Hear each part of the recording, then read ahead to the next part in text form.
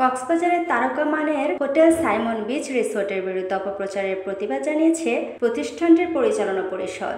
শনিবার সকালে হোটেল নিজস্ব সম্মেলন কক্ষে আয়োজিত সংবাদ সম্মেলনে এই প্রতিবাদ জানানো হয়। 1964 সাল থেকে সাইমনের যাত্রা শুরু এবং 1964 সাল থেকে এই কক্সবাজারে পর্যটন খাতকে একটি বিশ্বমানে নিয়ে যাওয়ার ক্ষেত্রে সাইমনের একটি গুরুত্বপূর্ণ ভূমিকা পালন করে এসেছে।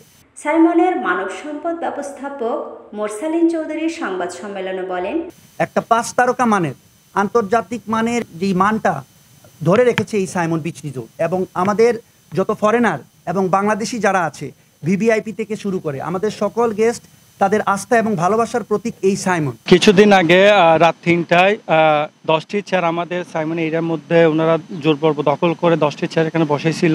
তো আমরা যখন আমাদের ম্যানেজমেন্টকে জানাই, দেখতেছি এখানে 10টা চেয়ার আছে, তো আমরা নিজেরাই গিয়ে ওনার সাথে কথা বলি। তো ওনারা বলতেছে এগুলো সাংবাদিকের চেয়ার, সো এগুলো এখানে বসবে।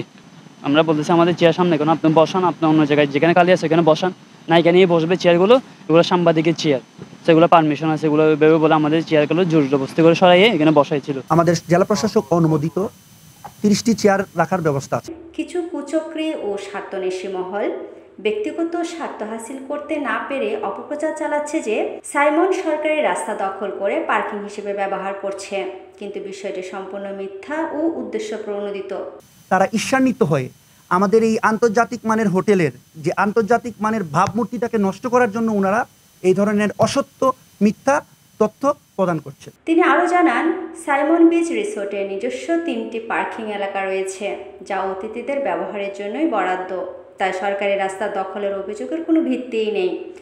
ওই 10টি চেয়ার স্থাপন করতে না পারার কারণে ওনারা আমাদের বিরুদ্ধে এই ধরনের অসত্য এবং মিথ্যা বানোয়ার তথ্য প্রচার করছেন যে সাইমন বিচ রিসোর্ট সরকারি রাস্তা দখল করে পার্কিং করছে। সংবাদ সম্মেলনে উপস্থিত কর্মকর্তারা বলেন, অপপ্রচারকারীদের বিরুদ্ধে আইনগত ব্যবস্থা নেওয়া হবে। আমরা বিশ্বাস করি ওনারাই আসলে আমাদের বিরুদ্ধে এই অপপ্রচার চালাচ্ছে, যাতে আমাদের যে মান সম্মান, আমাদের যে সুনাম আছে আন্তর্জাতিক অঙ্গনে এবং জাতীয় অঙ্গনে, এটাকে নষ্ট করার জন্য এবং এটাকে স্পয়েল করার জন্যই ওনারা এই ধরনের পদক্ষেপ নিয়েছেন বলে আমরা মনে করি। এবং প্রতিষ্ঠানের সুনাম ক্ষুণ্ণের যে কোনো চেষ্টার দৃঢ় প্রতিবাদ জানানো হচ্ছে।